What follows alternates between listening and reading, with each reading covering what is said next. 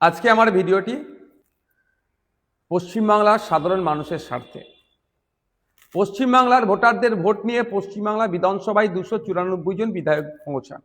তার মধ্যে কেউ স্পিকার হন, কেউ ডেপুটি স্পিকার হন, কেউ ক্যাবিনেটের মিনিস্টার হয়, কেউ বিরোধী দলের লিডার অফ অপোজিশন হয়, বা আমাদের মতো সাধারণ বিধায়ক হিসাবে আমরা যাই। কিন্তু আমরা সেখানে গিয়ে আমাদের পারফরমেন্স কি, আমরা কি আমাদের নির্বাচনী ক্ষেত্রের জন্য বলছি, আমাদের নির্বাচনী ক্ষেত্রের সমস্যাগুলি কি কি, সেইগুলো কি আমরা উত্থাপন করছি? যদি করে থাকি ভালো কথা, আর না করলে তাহলে বিধায়ককে প্রশ্নের সম্মুখীন হতে হবে।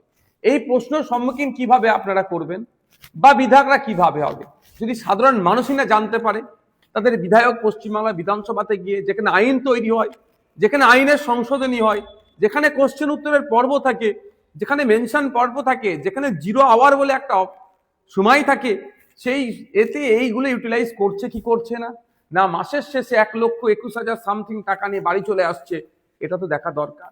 সেই জন্যই বলবো, আমিও দাবি তুলছি, পশ্চিমবাংলার সাধারণ মানুষের কাছে অনুরোধ, আমার দাবি তুলুন, মুখ্যমন্ত্রী স্পিকার স্যারের কাছে দাবি তুলুন যে অবিলম্বে পশ্চিমবাংলায় লাইভ টেলিকাস্টের ব্যবস্থা করতে হবে। অ্যাসেম্বলি হাউসে সরাসরি লাইভ, যেটাকে বলা হয় সম্প্রচারের ব্যবস্থা করতে হবে পশ্চিমবাংলা বিধানসভা থেকে।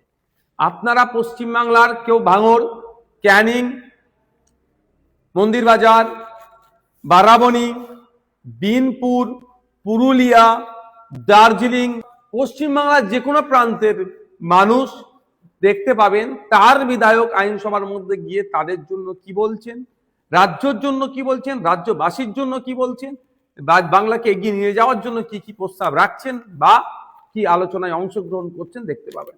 আমরা দেখছি তো বড় বড় করে কথা বলছে বাইরে, কিন্তু আইনসভার মধ্যে ঢুকে তার কোনো কথা নাই। ফেক এসটি/এসসি সার্টিফিকেটের জন্য কোনো কথা বলছে না। ওবিসি সার্টিফিকেট নিয়ে সংখ্যালঘু মুসলিম সমাজকে যে বঞ্চনার শিকার হতে হচ্ছে, এ নিয়ে কোনো কথা বলছে না। এরকম শিক্ষা ব্যবস্থা নিয়ে কোনো কথা নাই। বিড়ি শ্রমিকদের যে আপনার যে অর্থ বরাদ্দ করা দরকার, তাদের কাজের জন্য যে মূল্যায়ন করা দরকার, সেটা হচ্ছে না। চা শ্রমিকদের জন্য কোনো কথা নাই, দর্জি শ্রমিকদের জন্য কোনো কথা নাই, জরি শ্রমিকদের জন্য কোনো কথা নাই, পরিযায়ী শ্রমিক তথা রাজমিস্ত্রি, কাঠের মিস্ত্রি, সুতোর মিস্ত্রি, রং মিস্ত্রি, যেগুলো যা আছে তাদের জন্য কোনো কথা নাই। স্কুল বন্ধ হয়ে যাচ্ছে, কোনো কথা নাই। আর বাইরে অনেক কথা গল্প শোনাচ্ছে, এগুলো সরাসরি দেখা দরকার।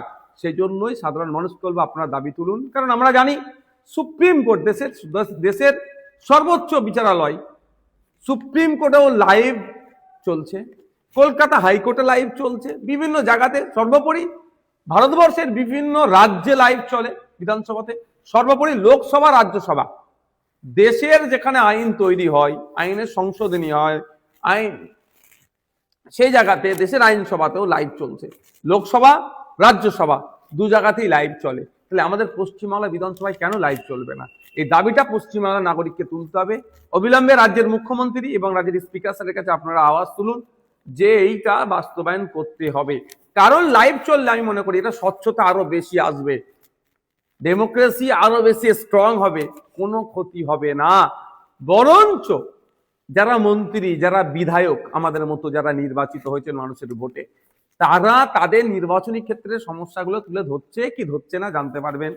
এবং মন্ত্রী মহাশয় যিনি মাস গেলে 1.5 লাখ টাকার কাছাকাছি মাইনে পান, সেই মন্ত্রী মহাশয় আমাদের কোশ্চেন উত্তর পর্বে সে তার ডিপার্টমেন্ট সম্পর্কে যথেষ্ট অকিবহল আছে কি না নাই সেটাও জানতে পারবেন, তার পারফরমেন্স কি সেটাও সেখানে জানতে পারবেন আপনারা।